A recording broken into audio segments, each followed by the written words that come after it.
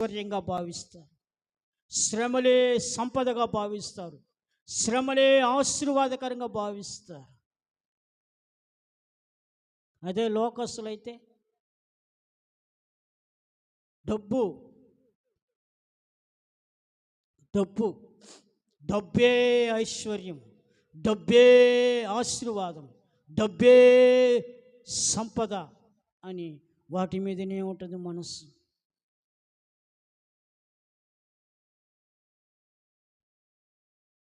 ప్రేమేటువంటి దేవుని బిడ్డలారా, ఆ బైబిల్ అంతా డబ్బు నమ్ముకున్నవాడు పాడైపోతాడు, నీతిమంతుడికి ఆశీర్వాదం కలుగుతుంది. కాబట్టి ప్రియమైనటువంటి దేవుని యొక్క బిడ్డలారా, మరి మూడవదిగా మనం గమనించినప్పుడు మరి విశ్వాసం కలిగిన వాడు ఎలా ఉంటారంటే, యేసుక్రీస్తు కొరకు ఆయన నామములో శ్రమ పడతాడు.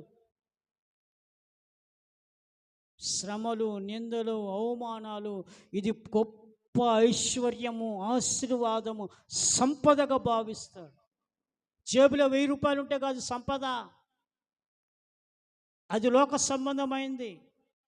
పరలోక సంబంధమైనది, ఆత్మ సంబంధమైనది ఏంటంటే, నీవు దూషించబడుతున్నప్పుడు, నీవు హింసించబడుతున్నప్పుడు ప్రభు కోసము, నీవు శోధించబడుతున్నప్పుడు, నువ్వు శ్రమ పడుతున్నప్పుడు, అదే నీకు సంపద, ఆశీర్వాదము, ఐశ్వర్యంగా నువ్వు భావిస్తావు.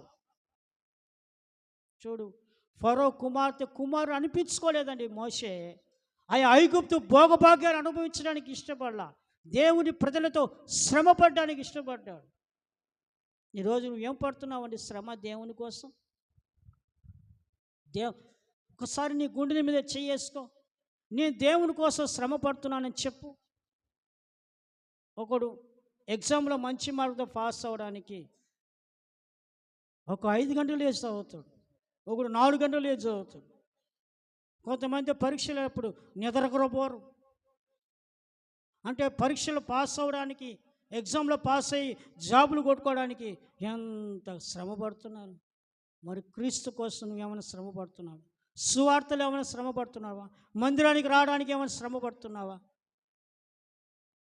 క్రీస్తు యొక్క రాజ్యాన్ని స్థాపించడానికి ఏమైనా యేసుక్రీస్తు కొరకు శ్రమ పడుతున్నావా? యేసుక్రీస్తు కొరకు సాక్షిగా జీవించడానికి ఏమైనా శ్రమ పడుతున్నావా? నువ్వు నీకోసమైన సొగసు స్వరూపాన్ని కోల్పోయి సమస్తము కోల్పోయాడండి, కురుపిగా మార్చబడ్డాడు, దోషిగా ఎంచబడ్డాడు.